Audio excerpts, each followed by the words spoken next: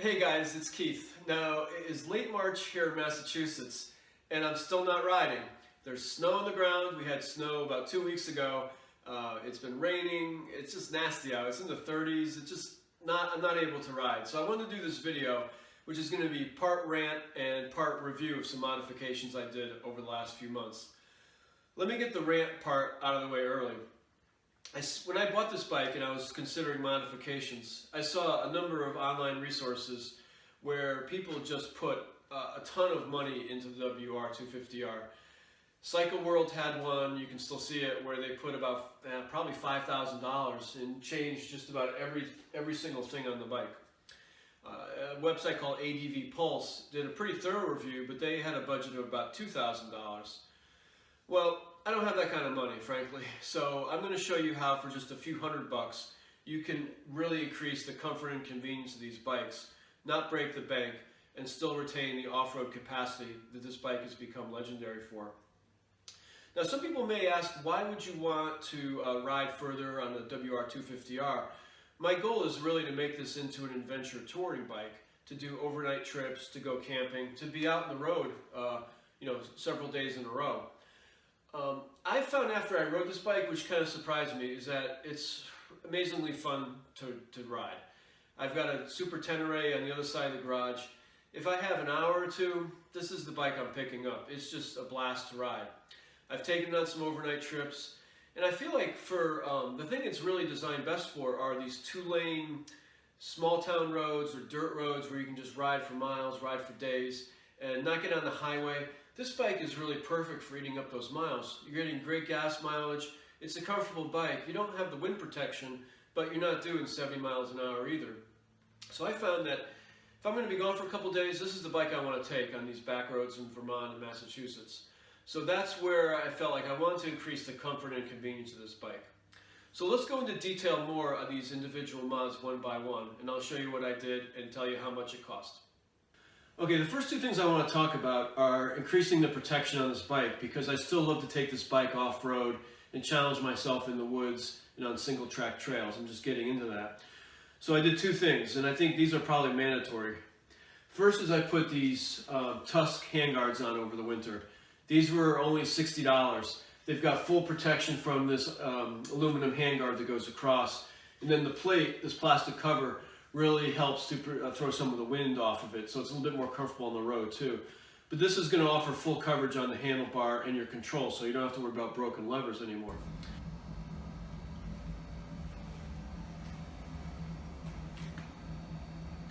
And then before that, even last summer, I put on this Flatlands skid plate you can see down here.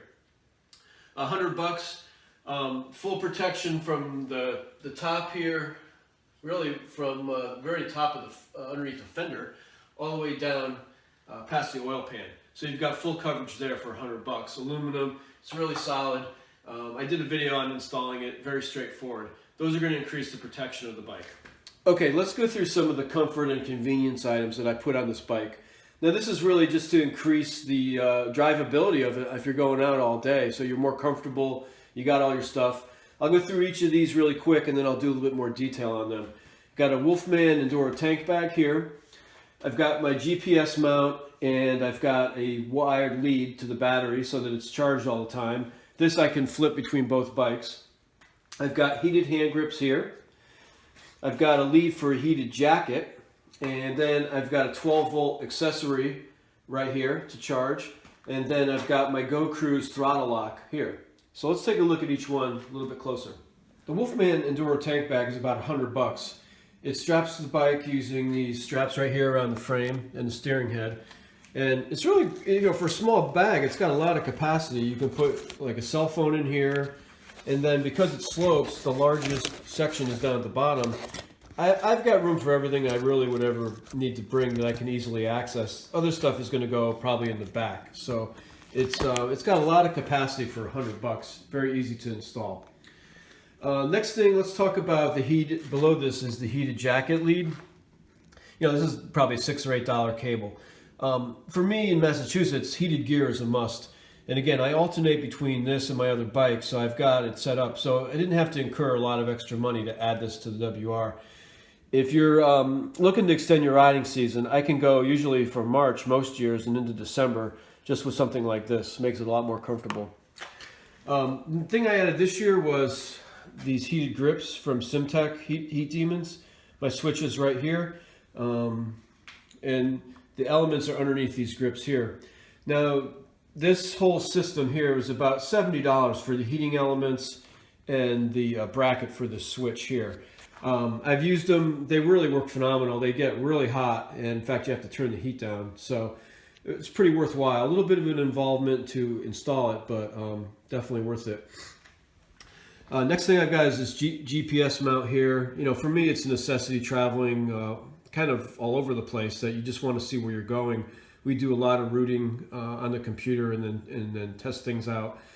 Now, I added a lead here to power it up. Again, that's just a few dollars. You can get that, so you got power all the time. Moving up here, this is a 12-volt accessory socket from Tusk. This was $16, and this is pretty watertight if you have the cap down. But you can just plug, I just have a USB connector in here, can charge up my phone, run it right down here into the tank bag, and I've got my phone charged up all day. I guess if you want to go even cheaper, you can just get like a portable battery pack, but I figured, you know, for $16, I'm going to have power all the time. And then the other thing I've got, I had used before, this is a Go Cruise throttle lock. It costs about 20 bucks. What you've got is a little bit, it's hard to see, but there's a ring, rubber ring right there on the grip that creates friction. And what you do is with your index finger, you're revving the bike, you slide this down, and it will hold the throttle in place. Then to just take it off, you just go like that. Doesn't impinge on the movement of the throttle, and just, you know, be able to take your hand off the throttle. And if you're riding off-road, you can just take it off. It's not a big deal. So that was like 20 bucks. So all told, I probably have 400 bucks into this bike just to make it a little more comfortable and convenient. Now think about that for a second. 400 bucks. I mean, I think a lot of exhaust systems cost more than that. So it's really not a lot of money, and it's going to really help when I'm taking this bike and doing some trips on it. Now, you know, I'm going to rant again. I see people that change out, you know, the mirrors, the gearing, the exhaust, they change the gas tank. You know, I got to tell you, if I'm riding more than 150 miles in Vermont or Massachusetts, I'm finding gas. It's really not a problem. So I'm not going to change that. It just, you know, for the 200 or 300 bucks it's going to cost me, no, I'm not going to do it. Other than that, the bike is, again, it's stock, and I'm going to keep it that way. I don't believe in pouring a lot of money into a bike with thinking that, well, it'll just break, and so I'll replace it before it breaks. Well, oftentimes it never breaks, so, you know, why are you spending the money? That's my rant about the modifications on these bikes. Now, what's coming up next? Well, I'm going to order a seat kit for the from Seat Concepts. We're going to put a more comfortable seat. When I did a big trip over the last summer, I found that the seat was really difficult. After 150 miles, you're really hurting. So that's going to be replaced, get something wider. And then I'm also going to put a luggage rack on the back, and then a set of Moscow Reckless, the smaller set of luggage. That's going to be waterproof and allow me to carry camping gear and be able to go out for multiple days on the road. And I think that's it. I think I'm probably going to be putting you know, less than $1,000 into this bike, certainly, and then I'm done. I don't need to fool it anymore. I'm just going to go out and ride and enjoy it. So I'll do a part 2 when I add some more mods. But let me know what you think about these modifications. If you are kind of a minimalist like me, around just needing to tear everything apart, let me know. I appreciate hearing that too. And thanks for watching these videos. I'll make more. And enjoy your riding season. And if you're considering the WR250R, grab one. They are incredible bikes. I love it. See you later. Bye.